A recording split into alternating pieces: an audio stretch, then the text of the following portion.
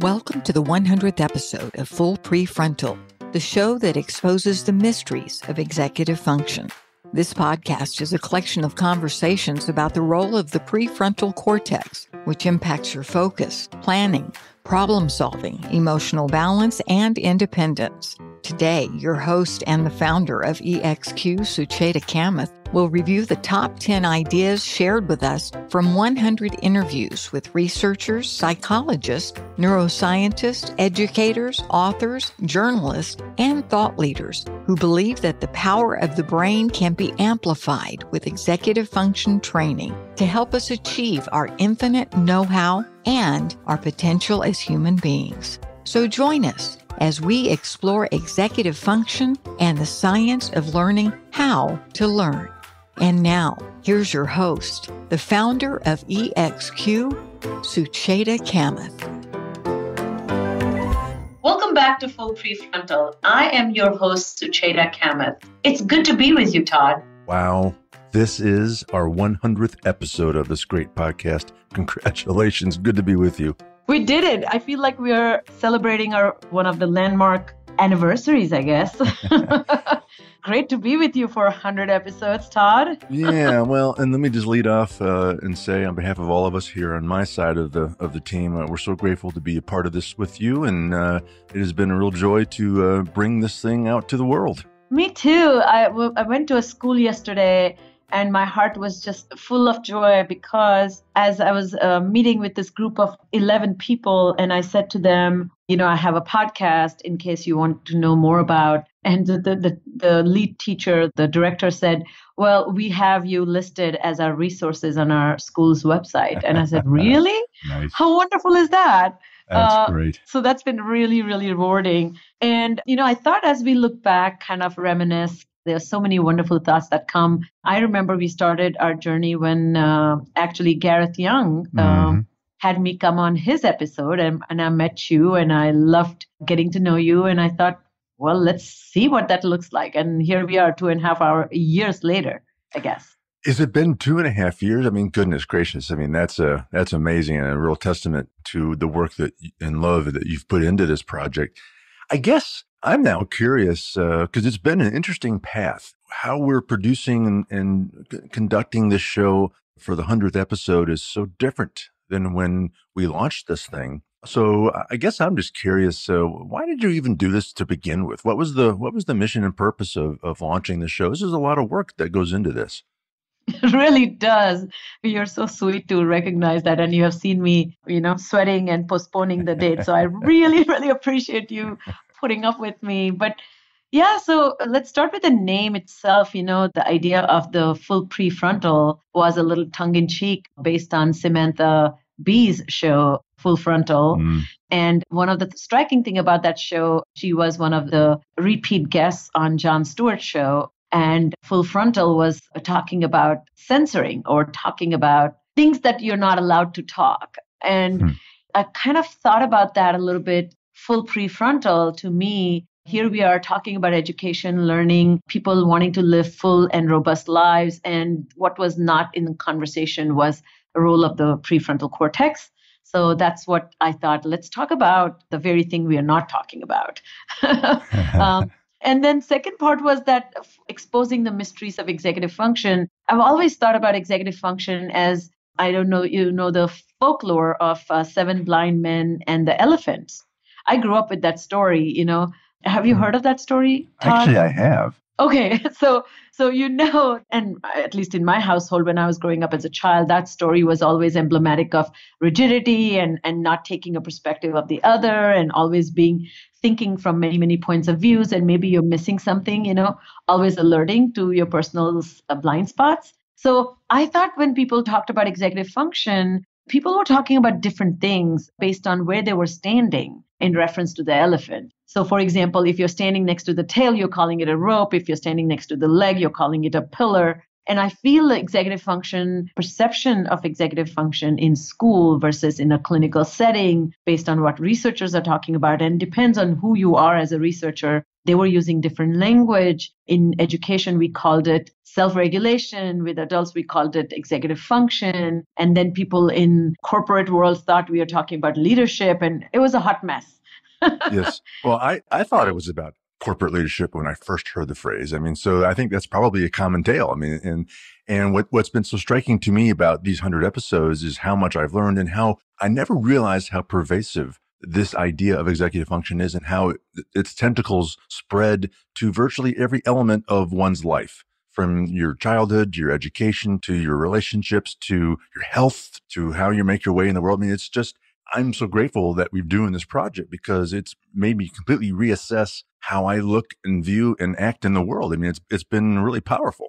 Well, thank you for saying that. I think that was the mission pretty much. When I started, I was really trying to Adele Diamond, a very well-known child executive function researcher, and she will be a guest in coming episodes. But she wrote this wonderful article that kind of summarized the transitions we have seen in the literature itself. And she has all the list of researchers that, its impact is seen in mental health, physical health, school readiness, job success, marital harmony, staying away from criminality, and then overall quality of life. And so if we are talking about such profound impact of these skills on so many aspects of life, and if we don't create a little hub where all these issues are discussed under one umbrella, it would be not wise. And that was my initial thought.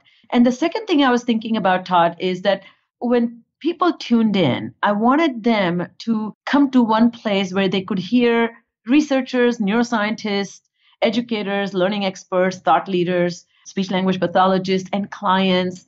I wanted everybody's a part of the story to be heard. And then I could be the curator, so to speak. So I saw myself as somebody, at MoMA, I'm the curator and bringing the best artists. And so that you get to hear from their perspective, what does the story look like? And so once a cognitive educational social psychologist or social anthropologist, we have had a primatologist on the show, a psychiatrist, neurobiologist, behavioral economist, a special educational expert, special educator, I guess, reading specialist. What part are they seeing and where is their impact or pressure point? And what makes them tell the story in that particular way was very interesting to me.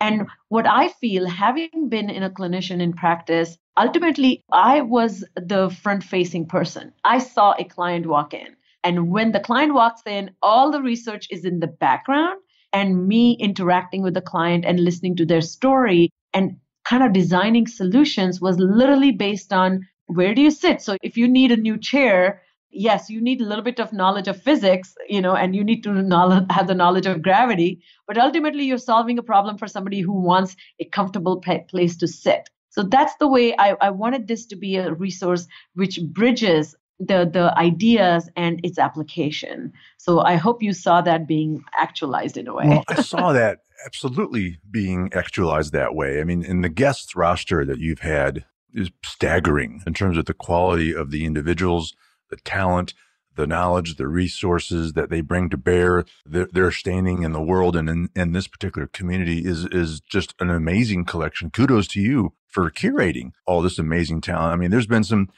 names that you do know, like Dan Pink, and then there's names that none of us have ever heard of before, but we're so grateful to you for bringing them to our lives because they have taught us so much. The show, one could argue the show is very deep, and it takes work to really dive into the wealth of knowledge and the content and what you can learn here. But if you invest that time, it really is a game changer for people.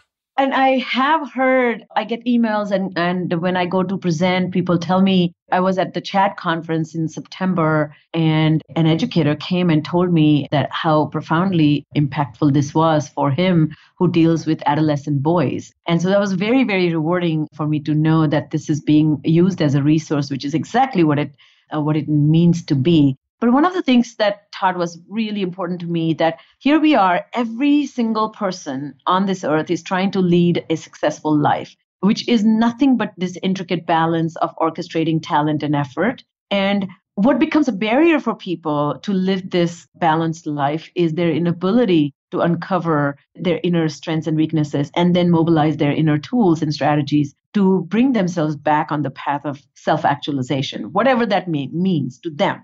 And what my experience has been, those who do not understand executive function have often I go to parties or I go for lunches and I'm hanging out with people, and they often very casually dismiss their difficulties as a personality problem. They call themselves, oh, well, that's who I am. And their relationship to their personal nature comes from a lens of rigidity that I am wired this way and nothing can be done about it. And I want to change that. Executive functions single-handedly allow you to change you based on your knowledge of you. And if you even had developed that mindset, how powerful would that be? So the question remains is, how does one go about tweaking one's thoughts, habits, and attitudes to enhance one's outcomes for a better future? And the missing piece there is not having enough self-knowledge and self-efficacy. So that's the big picture of this podcast was. Well, it's been amazing to me how many times in all of these episodes I've been listening to you have a conversation with some thought leader, and you guys would discuss something, and I would say, "Oh, that's why I do that," or "That's why that happens," or "That's why that person acts that way." So it's been quite revealing to. I've really learned a lot about human beings and how they make their way through the world, and understanding why they do some of the silly things they do. It's funny you say that, which is kind of understandable because you don't have the field experience. Right. But I myself will say the same. Like one of the things that I have discovered after being in this field for 20 years, my biggest mistake was this eternal optimism that you can change people. Yeah. And people have complete access to their inner lives. And that has been something has opened my eyes that no, we are predictably irrational. So even when we may have high hopes and a high agenda to help people, just show the rationality of the value of self-change, and they will just change because they're like, thank you, Sucheta, for bringing me on board. I am so motivated to change myself. And when people didn't change, I used to get frustrated with them, or I used to think I'm failing them. And this journey itself has been very rewarding to understand that no, these processes, we operate from bias. We have, blind spots. We have complete lack of knowledge about how to stay psych-wise, and as more and more contemplative studies literature I have been influenced by, I've realized that unless you're mindful and really, really begin to be present in this moment, you may have great lofty goals for yourself, like good intentions, but your follow through is always going to be weak simply because the way brain is designed, not even because of executive dysfunction. Yep. Well, knowing that we were doing this retrospective of the first 100 episodes, I was looking back in my files and I was reviewing the original scope of work of the project as we were initially thinking, and it's evolved so dramatically different than what we originally envisioned. So you think about it, I mean, our initial, so if you've been with us from the beginning, you'll follow along this, but initially we would interview an individual twice. It'd be two long deep dives, and then you and I would do an extensive conversation about the key takeaways.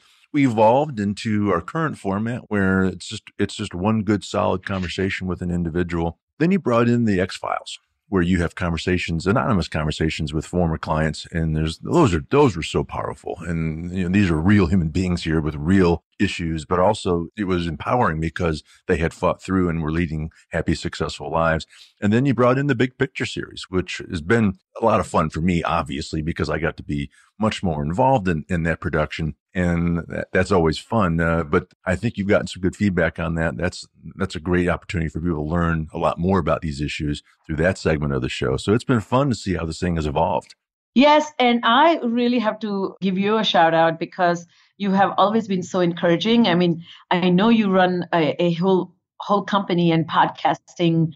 I don't even know the right word for it, but you have seen different formats. You work with different styles, and you have always been very encouraging. And one of the things that I really got inspired by you is you said, Sucheta, you lead a very complex life, make it easier on yourself. And that was so helpful because I was very ambitious to, the way we did is we got the guest, we did 2 episodes. And my idea there was to let's introduce the topic about what it is and keep explaining to people what executive function means. And then takeaways, the second part was how do we manage it? So I wanted people to have access to that, how to manage as a separate little place that they could find it. And then I would individually do the takeaways. The idea there was kind of, again, acting as a curator, just like taking the example of MoMA, what to make of it, as if that was needed. And now I think what successfully, as I have grown confident that I know enough, I do lots and lots of preparation. As you know,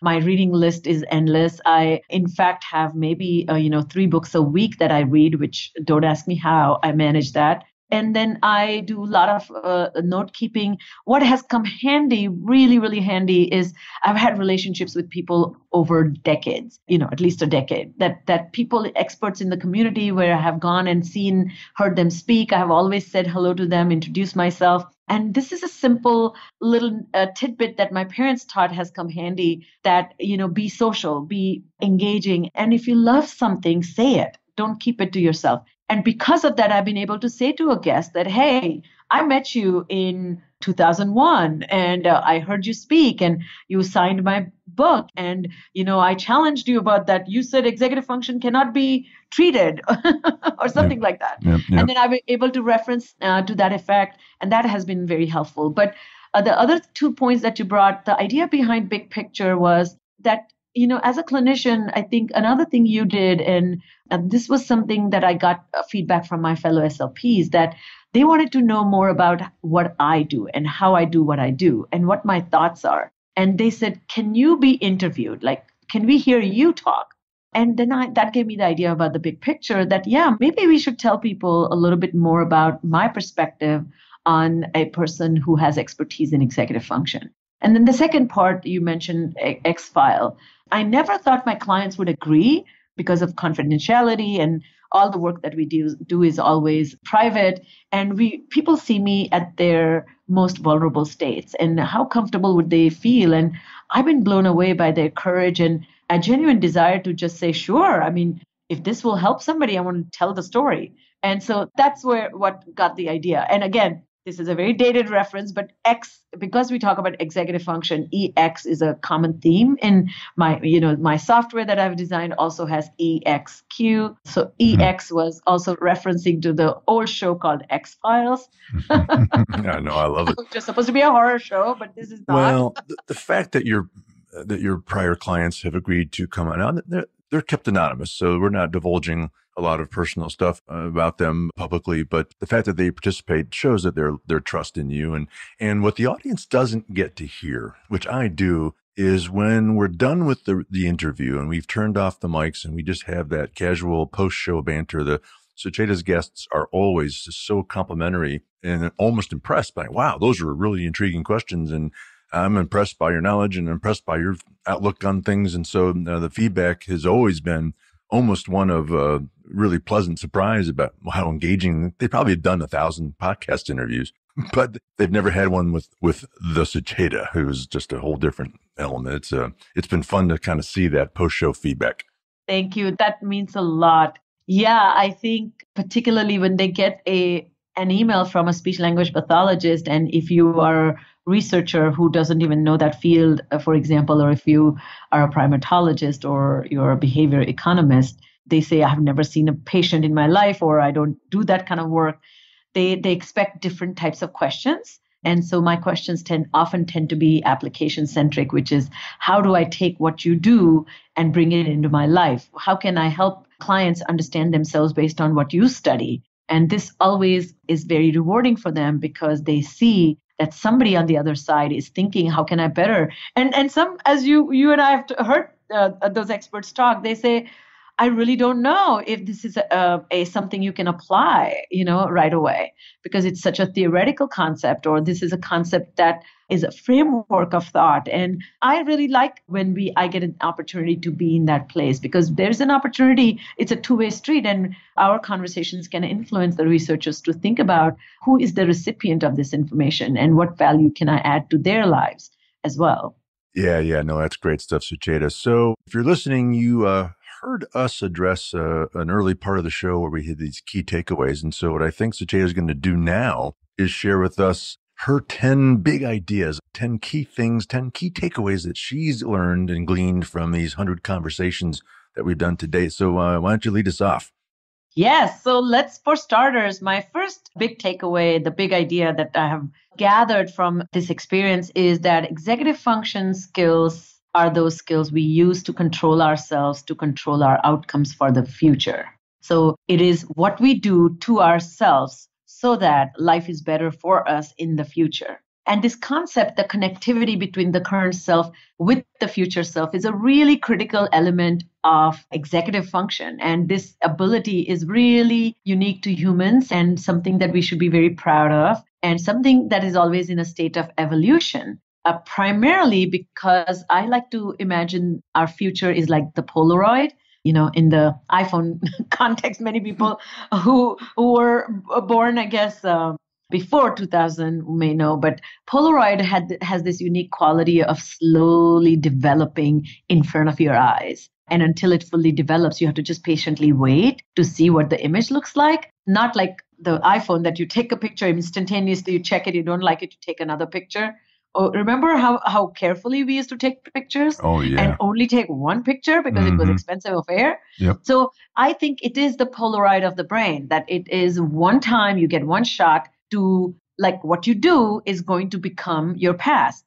And what you're about to do for the future is shaped by your knowledge of the past and your current self-control. So that's one idea that people need to think about when they think about executive function. We had Russell Barkley who talked about this, that executive function is your ability to control yourself, what you think, what you say, what you do, to get your goals taken care of. And these goals are always serving the future self.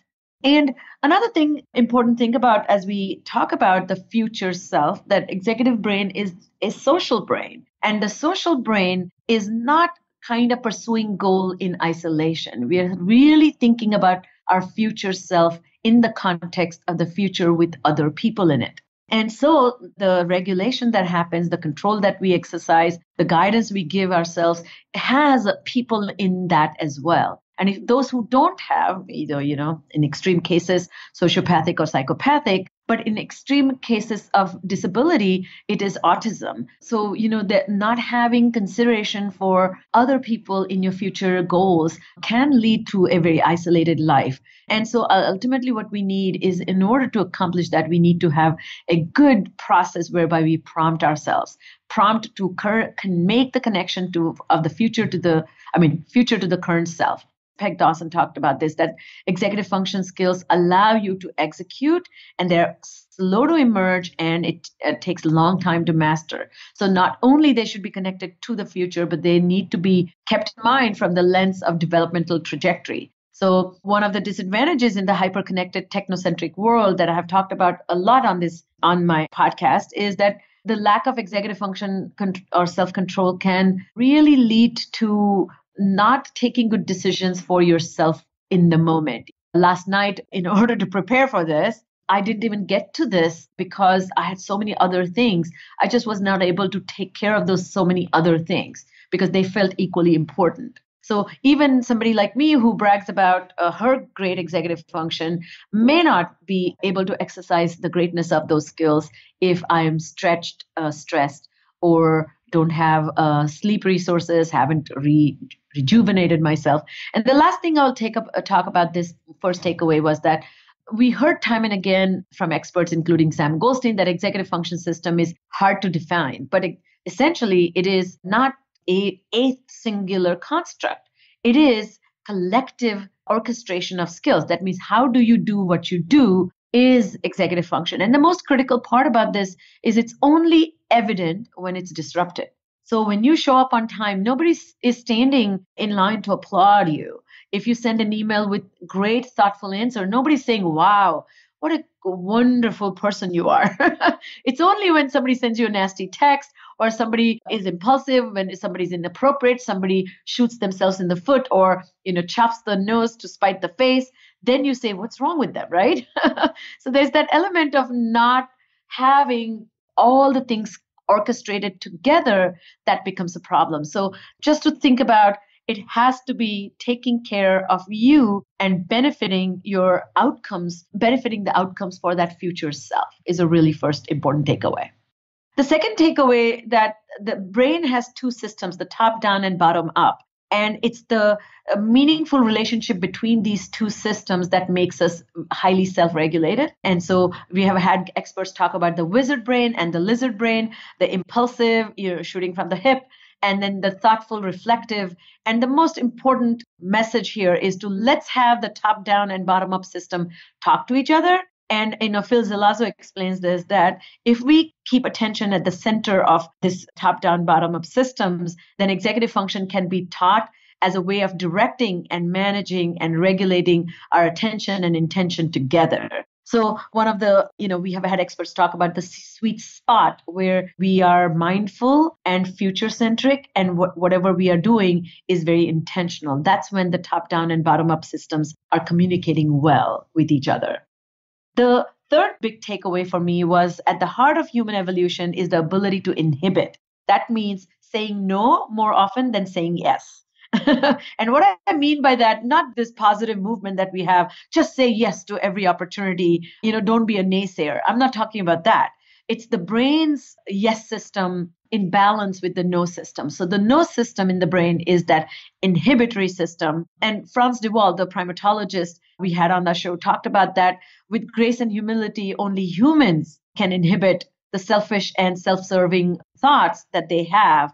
And that's what makes us aware that the whole universe is one family. All the differences between the two individuals are imaginary. And where do these thought processes come from is through this inhibitory system. And, Frans de Waal also talked about that morality is not a human invention. Rather, it's an old pre-existing capacity with which we express our empathy and concern, and we carefully take care of each other. But we wouldn't be doing that if we didn't inhibit selfish ways. Yeah, learning to say no was one of the most important skills I learned to develop that changed my life and made it bearable to get through it in a good way. So that's a really important takeaway.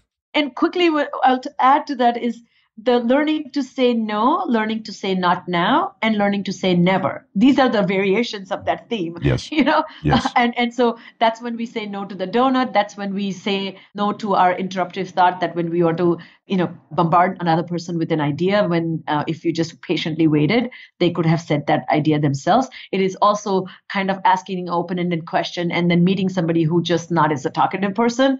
And since they didn't answer, jumping into another question. So this is what makes us very patient, kind, loving. And as you said, in the greater scheme of life, it makes us better human beings because we are taking good decisions.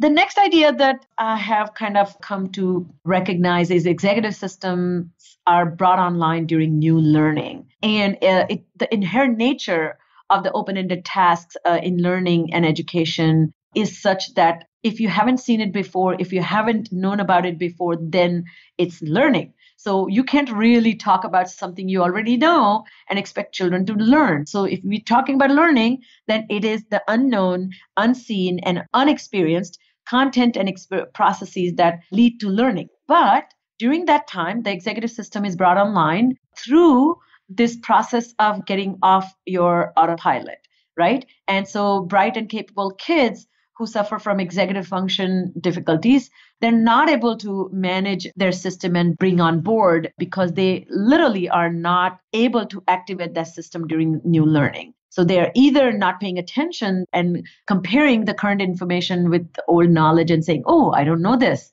I should be paying attention. Or they're saying, oh, this is too hard, I can't do it. So giving up.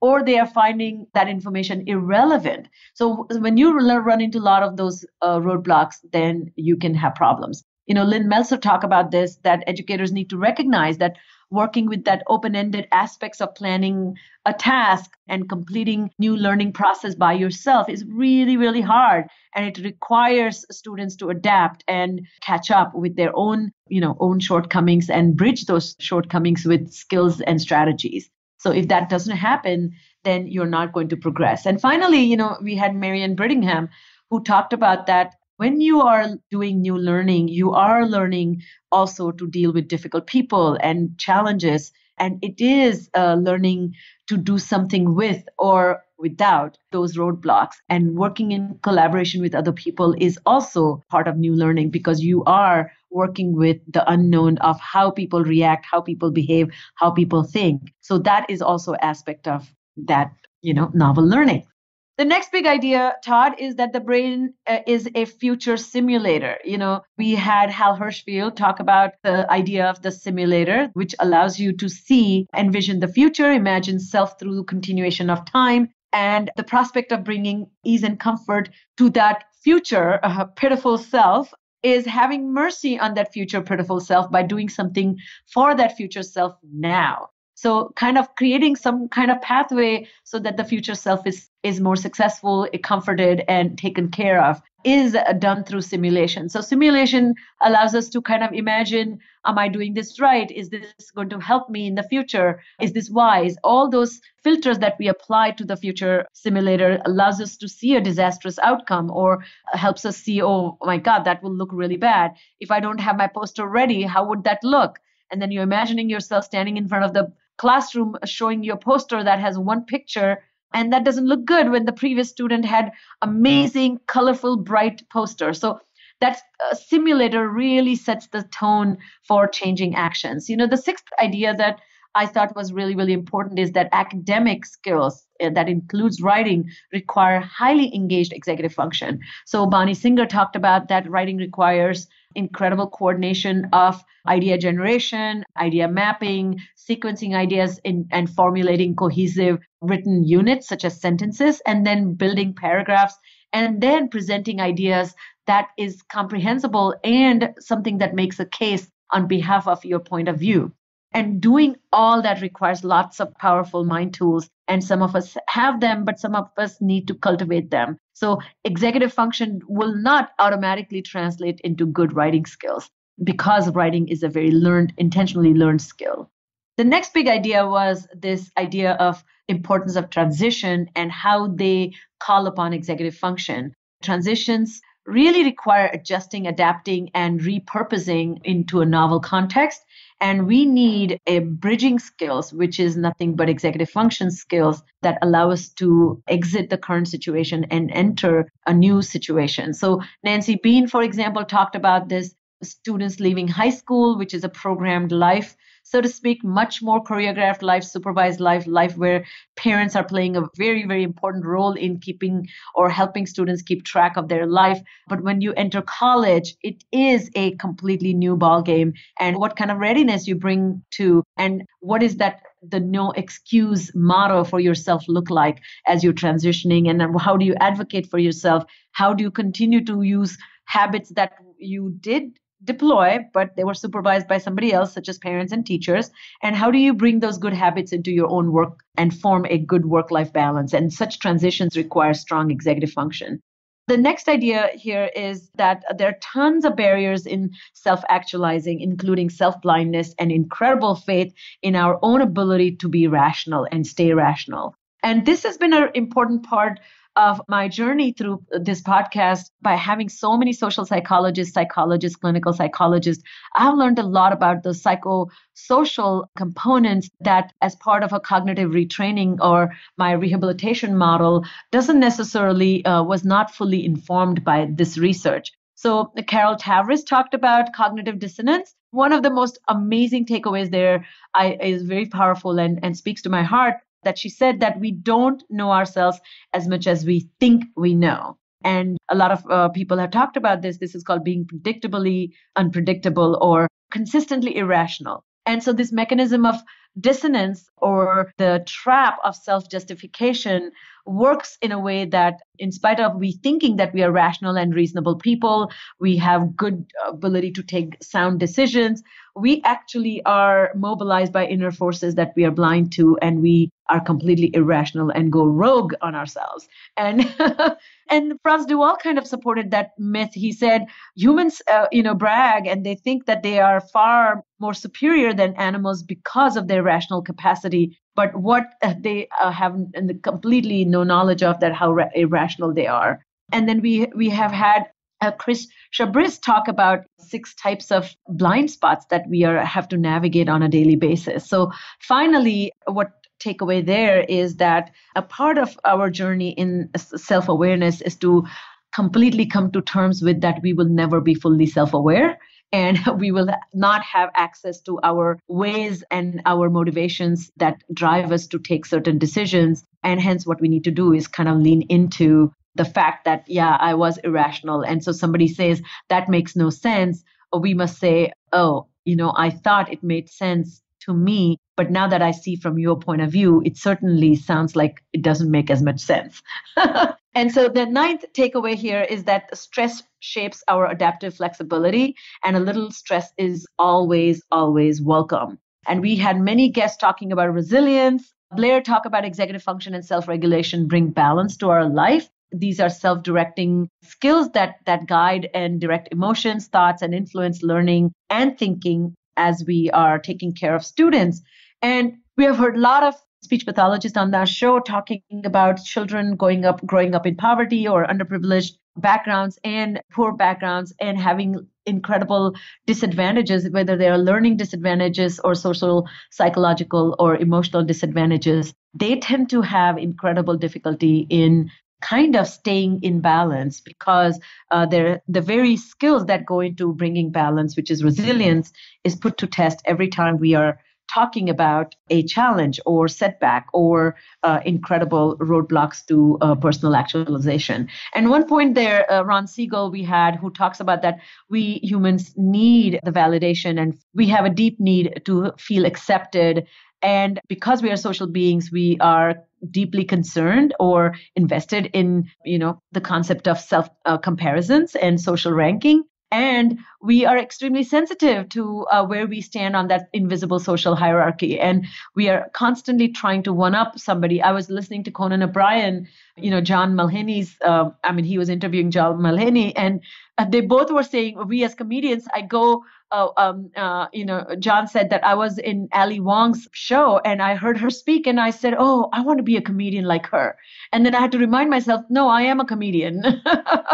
Maybe not like her, but I too am a comedian. And then Conan O'Brien said, as he was listening to John, and he was in the audience, and he said, ooh, I want to become a comedian like you. So this idea that when we meet excellence, when we see incredible skills and gifts of other people, we are deeply motivated for striving, but that striving, if it's not kept in check, can become a root of envy and deep sorrow and sadness and loneliness. And in that vein, we must master resilience and gather tools to become stress hardy. And we have heard many, many experts talk about that. Robert Brooks talked about this concept of being resilient doesn't mean, eradicating negative experiences and blocking adversities, but in fact, it means having a very powerful attitude and adjustment skills that will kind of bring that impact of stress, minimize the impact of the stress and make us stress hardy. And finally, there's an idea of that he also he refers in his talks as well as in his writing, that Julius Siegel's concept of the charismatic adult. So those who are in charge of other people, how can we become those people who are positively influencing the children that we are responsible for through this incredible acceptance, unconditional acceptance? So parents and teachers must first and foremost recognize and appreciate the extent to which their interactions, their behaviors influence children that they're in charge of. And I think really we need to kind of master this ability. And finally, we cannot really talk about executive function without this wonderful and amazing hopeful message that executive function skills can be cultivated, nurtured, strengthened, and put to test with carefully crafted activities by parents and educators on a daily basis. And, Phil Zelazo talks about this a lot. He was the scientist who studies the reflection science. So executive function skills are not just a byproduct of living a life, but they can be shaped into whatever we want them to be. And, he describes this as a sweet spot where we get off the autopilot and bring in the intentionality without the neuroticism associated with it. But we are deliberate and careful and mindful as we execute our daily task, and we can be incredibly, profoundly impactful on our lives.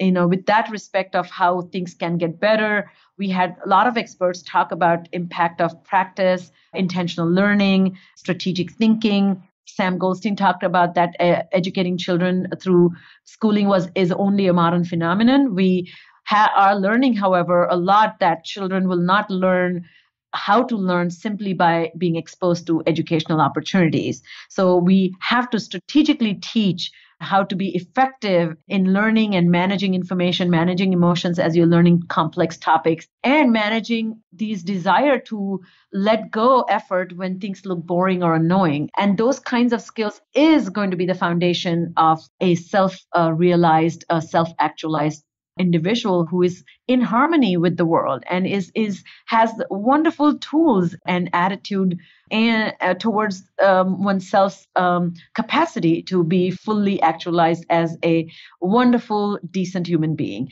And in closing, I'll say this, Todd, that for me, one of the biggest message is we all need to become psych-wise. Dealing with people, helping them, one must understand human psychology, and we must deploy one's own psych-wise decision-making process. And psychologically wise, being that way means understanding that people are motivated by different things, and so are you. And do not have this complete bias towards yourself that you are amazing and you have good intentions and other people are misunderstanding you. No, what if you are blind to you? And that's my biggest takeaway, that we have to really, really work on solutions for the self-blind. And, I'm getting ready to present at, the Leadership Atlanta here in Atlanta. I finished, I was one of the graduates of the best class ever, 2015, and it's been 5 years. And as I look back, I have learned a lot from that about getting out of my own professional silo and being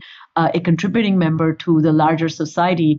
And they're celebrating the 50th anniversary since the inception of this organization. And they invited people to submit one big idea that might transform the world or your community. And mine was chosen in the field of education. And my big idea is that we need to really, really draft tools and create support systems and methods and systems to help every learner to find a solution for self-blindness. So that's kind of the big takeaway for me, that intentional practices can actualize into intentional educational process. Wow. That was 2.5 years and 100 episodes encapsulated in just under 30 minutes. What a recap. And yes, I would agree. Those are the 10 big ideas of this show. It was interesting that you said, executive function is a skill that can be cultivated. And I feel like that you can almost group human beings into three buckets. There are those that do, in fact, work and concentrate and focus and do self-reflection and cultivate their executive function skills, thinking about their future self. There are those that do not, and then they wonder why they struggle through school, through work, through relationships, through life. And then there's the third grouping of those that cannot do it for some psychological reason, and that's why they come to people like you. Is that a fair way to group the human race in terms of executive function? Yes, that's such a beautiful way to think about that, Todd. That truly. All right. Wow. That left me breathless. What great material. And unfortunately, Sucheta, that's about all the time we have for today. I just want to say one last time, we're so grateful to be a part of this with you, and I'm grateful to be on the team here and to help bring these important learnings to our community and to your audience. And we're very much looking forward to the next 100. Thank you, Todd. This was a journey worth traveling, and I cannot believe we will continue. And I cannot wait to see what the future looks like. Thank you so much. We as well. And that's all the time we have for today. If you know of someone who might benefit from listening to today's podcast, a teacher, principal, coach, parent, or student, we would be most grateful if you would kindly forward it to them. So on behalf of your host, Sucheta Kamath, and all of us at EXQ, thanks for listening, and we look forward to seeing you again next week on Full PreFrontal. Thanks for listening to Full PreFrontal, exposing the mysteries of executive function. To contact your host, Sucheta Kamath, and learn more about her work on improving executive function, visit her website at exqinfiniteneknowhow.com. That's www.exqinfiniteneknowhow.com. Tune in next week for another informative episode of Full PreFrontal Podcast, hosted by the founder of EXQ, Sucheta Kamath.